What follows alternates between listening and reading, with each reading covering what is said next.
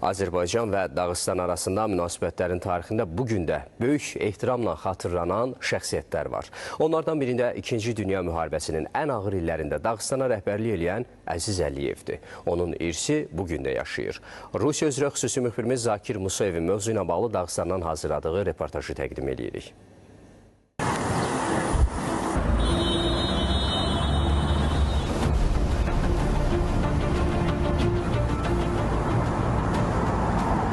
Он сделал очень многое для Дагестана, для дагестанцев. Əziz Əliyev Dağıstan və onun sakinləri üçün çox böyük işlər görüb. Dağıstan çoxmillətli respublikadır. Əziz Əliyev üçün isə bu xalqların hər biri doğmaydı. O, Dağıstan naminə yorulmadan çalışırdı. Mahaçqalada Əziz Əliyevin adını daşıyan küçə hər gün minlərlə insanın yoluna çevrilir. Burada yaşayan insanlar üçün Əziz Əliyev yalnız keçmiş rəhbər deyil, o çətin dövrdə xalqın yanında olmuş dövlət xadimi kimi xatırlanır və Əziz Əliyevin ən böyük xatirəsi də elə xalqın yaddaşında ucalan abidəsidir. Aziz Aliyevu помнят как человека. Dağıstanlılar Əziz Əliyevi 2-ci Dünya müharibəsi illərində Dağıstanı və onları xilas edən dövlət xadimi kimi xatırlayırlar. Onun ən mühüm xidmətlərindən biri 345-ci Atıcı Diviziyasının yaradılması olub. Qısa müddət ərzində bu hərbi birləşmənin formalaşdırılmasına nail olan Əziz Əliyev daha sonra Moskvaya Dağıstanın düşmənə qarşı müdafiəyə hazır olduğu barədə məlumat verib. 1942-ci il, 2-ci Dünya müharibəsinin ən ağır dövrləri, cəbhə Qafqaza yaxınlaşırdı. Məhz belə mürəkkəb şəraitdə Əziz Əliyev Dağıstana rəhbərlik etməyə göndərilir.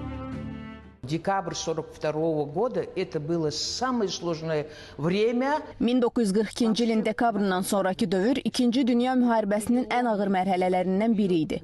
Faşist Almaniyası Bakı neftinə çatmağa çalışırdı. Məhz belə bir zamanda Qafqazın qorunması kimi son dərəcə məsuliyyətli vəzifə Əziz Əliyevin üzərinə düşmüşdü. Dağıstanda yeni xəstəxanalar yaradıldı. Təxliyə olunan əhalinin yerləşdirilməsi təşkil edildi. Kənd təsərrüfatı sahəsində işlərin səngiməsinə imkan verilmədi. Müharibədən sonra vəziyyət son dərəcə ağır idi. Təsərrüfatlar dağıdılmış, işləyəcək insan qüvvəsi isə kəskin şəkildə azalmışdı. Əziz Əliyevin formalaşdırdığı idarəçilik sistemi sayəsində Dağıstan iqtisadiyyatı qısa müddətdə bərpa olunmağa başladı.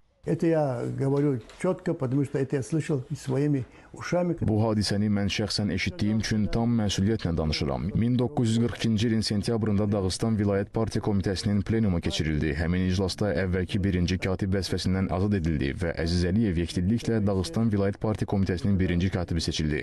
Əbdürrəhman Daniyalov deyirdi ki, plenum başa çatdıqdan sonra onlar birlikdə pilləkənlə yuxarı qalxırdılar. Elə həmin anda Əziz Əliyev mənə tərəf dönərək dedi: Daniyalov, gəlin elə işləyək ki, aramıza heç vaxt üçüncü bir adam girə bilməsin. Bilirsiniz, bu çox müdrik və uzaq görən rəhbərin sözləri idi. Onlar həqiqətən də bir-birlərinə güvənərək çalışdılar və bu əməkdaşlıq Dağıstanın inkişafına mühüm töhfə verdi.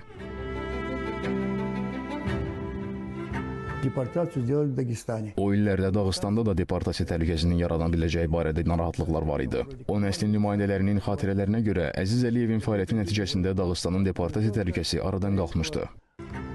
Dərbənddə keçirdiyim bir neçə saat mənə bir həqiqəti göstərdi. Əziz Əliyev o çətin günlərdə bu xalqın yanında olub və buna görə də bu xalq onu öz doğması kimi qəbul edib. Mən inanıram ki, Əziz Əliyevin fəaliyyəti nəsildən nəslə ötürüləcək və Dağıstanla Azərbaycan arasında dostluğun rəmzi kimi yaşayacaq. Əziz Əliyevin irsi bugün də Azərbaycan və Dağıstan münasibətlərində xüsusi yer tutur. Əbəs yerə deyilmir ki, tarixin ən möhkəm körpüləri məhz belə qurulur. Qarşılıqlı etimad, xidmət və unudulmayan xatirələrlə. Zakir Musayev, Azərbaycan televiziyasının Rusiya bürosu, Dağıstan Respublikası, Mahaçqala, Dərbənd.